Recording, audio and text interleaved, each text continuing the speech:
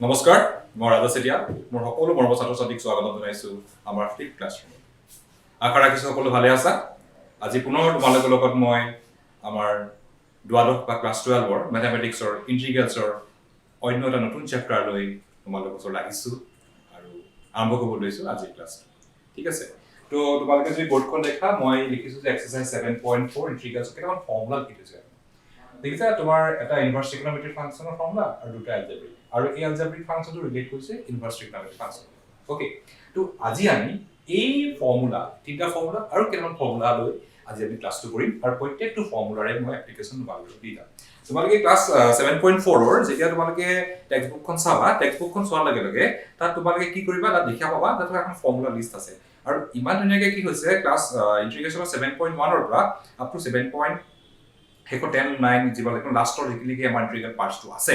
তালৈকে কি হৈছে প্ৰত্যেকটো ইনডেক্সত চেপ্টাৰটো ষ্টাৰ্ট এক্সাৰসাইজৰ আগতে যিখিনি আমাৰ এক্সাম্পলছ আছে প্ৰত্যেকতে কিছু ফৰ্মুলাখিনি ডিস্টিংক্টলি লিখা আছে যে কোনটো চেপ্টাৰত কোনটো ফৰ্মুলা ইউজ হ'ব আৰু আমি যদি লটছ অফ প্ৰেক্টিছ কৰোঁ আমি যদি প্ৰেক্টিছৰ হাৰটো বঢ়াই দিওঁ তেতিয়া কি হ'ব তোমালোকে দেখা পাবা যে সেই প্ৰত্যেকটো ফৰ্মুলাৰ লগত এপ্লিকেশনটো সেই অংকটোতে আছে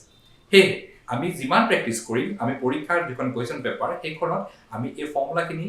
এপ্লাই কৰিবলৈ অকণো কষ্ট নহয় কিন্তু ইন্টিগ্ৰেল পাৰ্টছ মই কৈ আছো যে ক্লাছ 12 ৰ ম্যাথমেটিক্স কোনে হৈছে আমাৰ স্কুলৰ জীৱনৰ বা 12 ৰ সবতকৈ সকলোকে কঠিন হল ম্যাথমেটিক্স ঠিক আছে তো এই ম্যাথমেটিক্স কোন স্কোৰ কৰিবলৈ বহুত ভাল আৰু বহুত ল'ৰা-ছোৱালীয়ে কম নম্বৰ পায়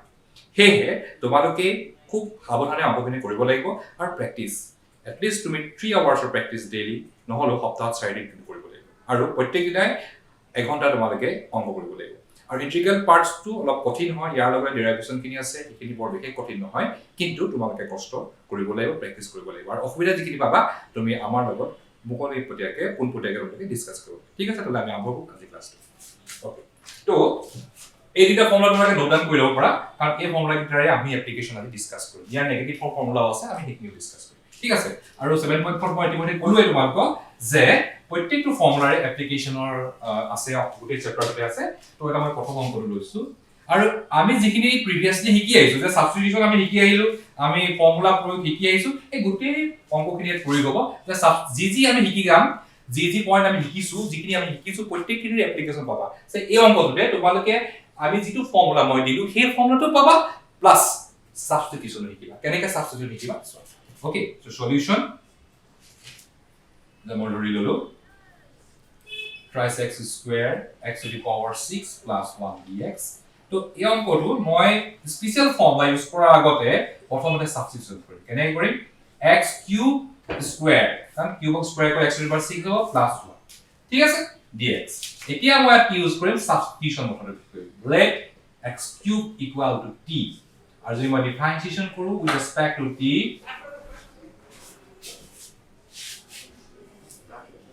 or tries x square dx equal to t from d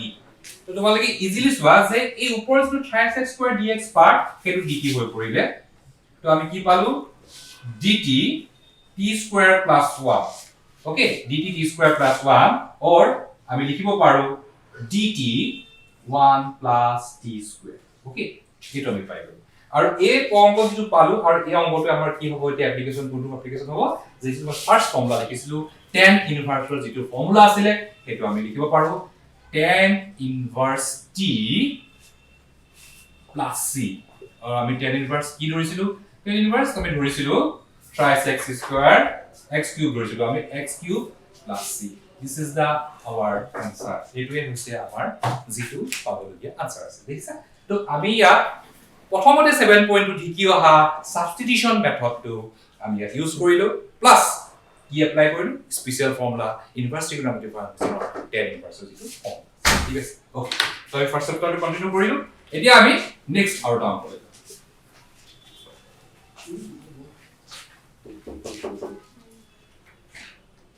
okay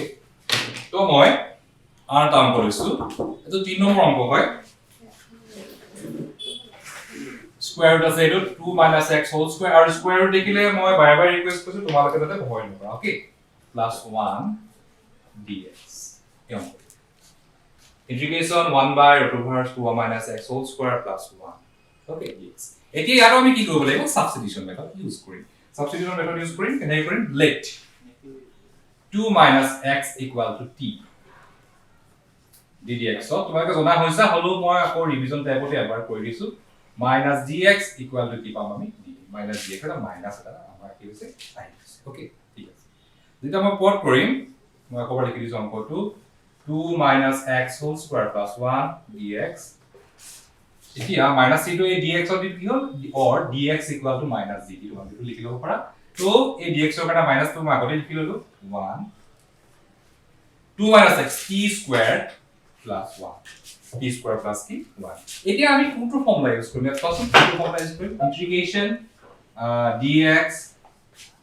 x square plus a square equal to log x plus x square plus a square okay তো আমি এই ফর্মুলাটা কি কৰিম ইউজ কৰিম ঠিক আছে তো তোমালোকে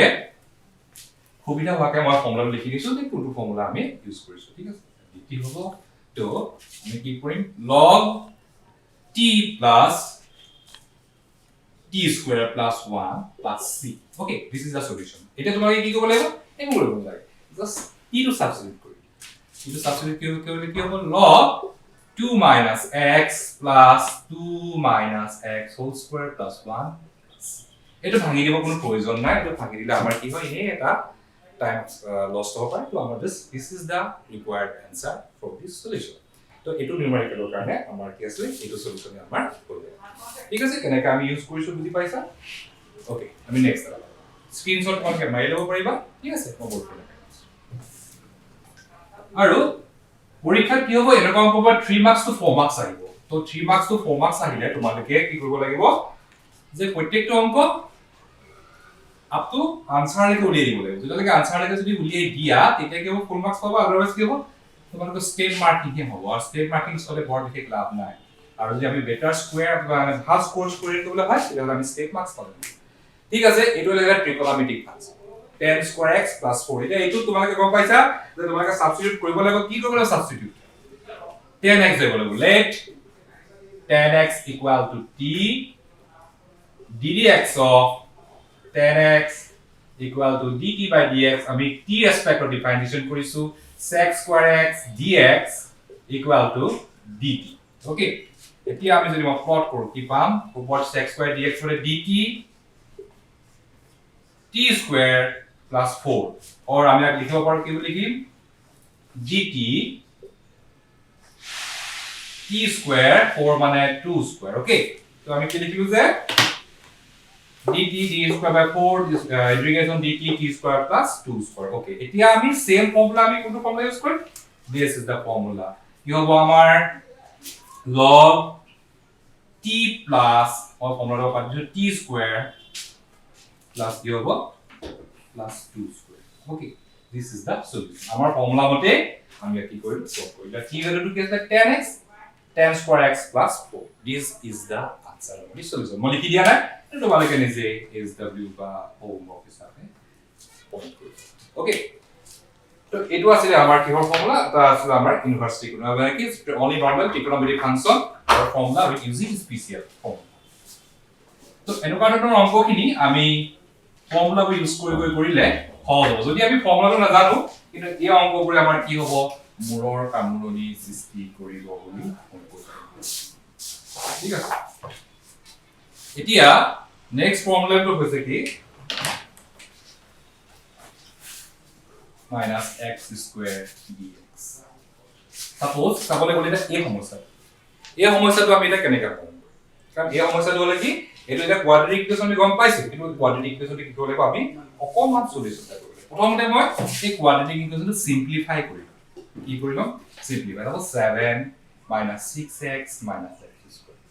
যেহেতু তোমালোকে 10 কোৱাড্ৰেটিক ইকুৱেচন পঢ়ি আহিছা তো আমি বিশেষ কৰি নাযাও মই অলপ শৰ্ট কৰিছো তোমালোকৰ টেকনিকটো শিকি লবা কেনেকৈ মই কৰিছো ঠিক আছে x square plus 6x মই মাইনাসটো কিয় কমন লৈ এইটো কাৰণ এটো মাইনাস আছে এটো কোনো মাইনাস আছে আৰু আমাৰ যেটো কোৱা ফ্যাক্টৰ স্কোৱাৰিং মেথড বা পূৰ্ণবৰ্গীয় যেটো মেথড আছে সেই মেথডৰ পৰাকে বা ফ্যাক্টৰাইজেশ্যন যিকোনো মেথডৰ পৰাকে আমি অলপ মিলাই লৈছো বস্তুটো যে 7 x square 6x plus 9 minus 9 আৰু এই 9 দুটা মই কিয় আনিছো তোমালোকক মই নেক্সট স্টেপত দেখাইছো এই 9 টো মই কিয় আনিছো ঠিক আছে এতিয়া 7 minus মই 9 to the mobile plus 9 হৈ যাব আৰু কি থাকিব x square 6x plus 9 এতিয়া 7 plus 9 মানে 16 minus plus 8 x whole square 2 into 3 into x 2 into x into 3 plus 3 whole square এটা আমি বলো 16 minus x plus 3 whole square ঠিক আছে তো আমি কি পালো এই পোরশনটো আমি পালো বা আমি আর একটু লিখব পারো ভাঙি দিলে 4 square minus x plus 3 whole square আমি এই পোরশন পালো এটা এই কোয়েশ্চনটো ভাঙি আমি কি পালো এই পোরশনটো পালো এই পোরশনটো পোৱাৰ লগে লগে আমাৰ কি হ'ব অংকটো কৰিবলৈ আমাৰ কি হ'ব উজু হৈ গ'ল হয়নে তোমালোকে যে দেখিছা এতিয়া আমি কি কৰিম অংকটো আকৌ প্লট কৰিম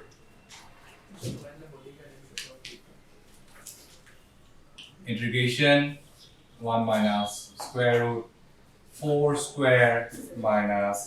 x plus 3 whole square dx okay এতিয়া আমি কি কৰিম ইয়াক আকৌ আমি সাবস্টিটিউট মেথড দিলাম কি মেথড দিলাম সাবস্টিটিউট মেথড কি কৰিম এতিয়া let x plus 3 equal to t or ddx of x plus 3 equal to dt by dx or dx equal to dt okay আমি এটো পোরশন পাই গলো এতিয়া মই বহাই দিছো এটা স্টেপ কে মই নিমিষত লিখি লব পাৰিবা now dx over dt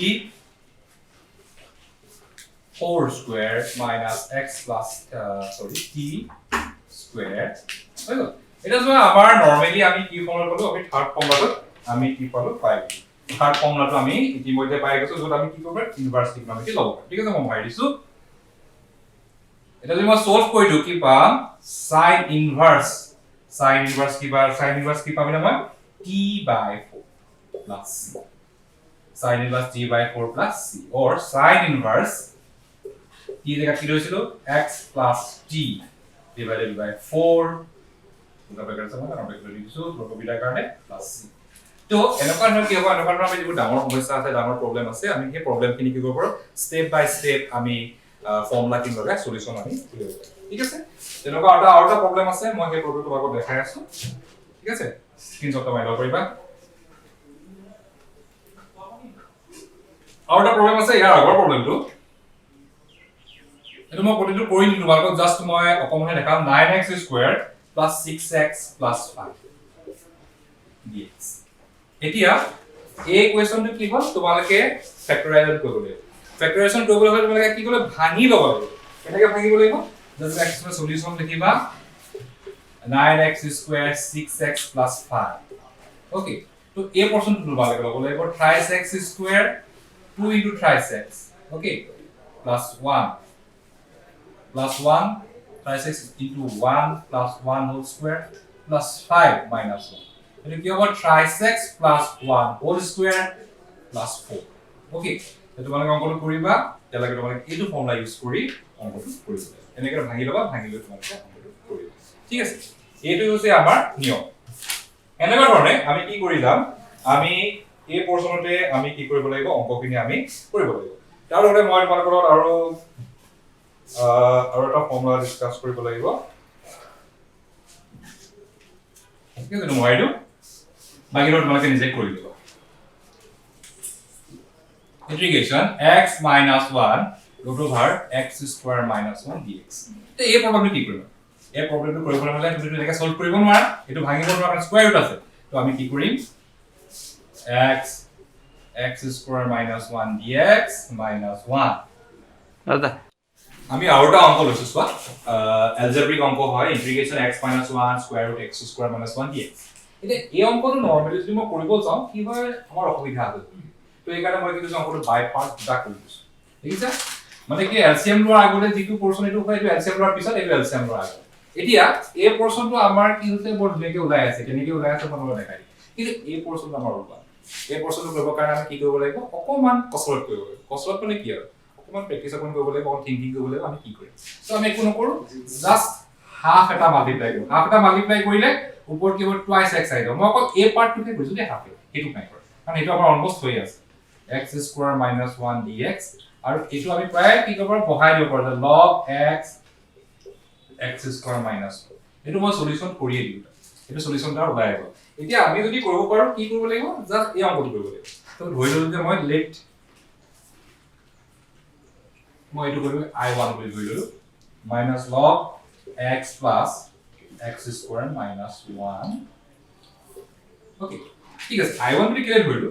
let I1 equal since I1 equal to half integration twice (x² - 1) কাৰণ এইটো কেলে ধৰিলো মই এইটো অলপ পিঠকে কৰিব লাগিব মানে কোনে কি হ'ব সাবস্টিটিউশন মেথডটা ইউজ কৰিব যদি মই আৰু পাতি চাম মই প্ৰপোজল নহৰি দিছো এই পাৰ্টটো পিঠকে কৰা হৈছে দেই let (x² - 1) equal to t মই ডিফাইনেশন কৰাৰ লগে লগে twice x dx equal to কি হ'ব dt তো মই কি কৰিছো (x² - 1) equal মই কি বুলি ধৰি আৰু twice x dx যেটো twice x dx আছিল twice x dx পাৰ্টটো কি হৈ গ'ল dt হৈ গ'ল তো I1 equal to কি হ'ল half integration dt by root dt by কি হ'ল root or আমি লিখিব পাৰো half integration t to the power minus half dt মই এটা তোমাক কৈ নিদু আৰু কিয় কৈ নিদু কথাটাৰ কাৰণে কৈ নিদু অলৰেডি আমি নকাক বহুতনি কৰিছো সে হেকে ইমান ডেসক্ৰিপচন দিয়াৰ প্ৰয়োজন নাই বুলি মই ভাবিছো সো এতিয়া half e to the power minus half plus 1 minus half plus 1 equal half e to the power half or e to the power half or আমি কব পাৰো 2 এৰ হাফ উপৰে গুচি গল ক্যান্সেল গুচি গল কি থাকে আমাৰ e to the power half t মানে কি ধৰিছিল (x² - 1) (x² - 1) ঠিক আছে এতিয়া আমি কি কৰিব পাৰো অংকটো আমি প্লট কৰিব পাৰো এতিয়া মই এই পাৰ্টটো মুহাৰি এই যত এৰিছো তাতে মই প্লট কৰি দিম যে I1 is the head equal to (x² - 1) (x² - 1) minus log x plus root over (x² - 1) plus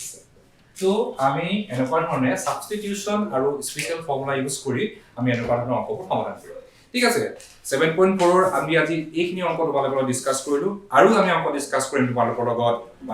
7.4 ৰে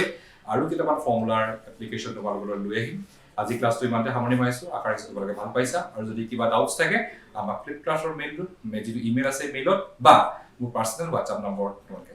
মেছেজ বা ফোন কৰিবা ধন্যবাদ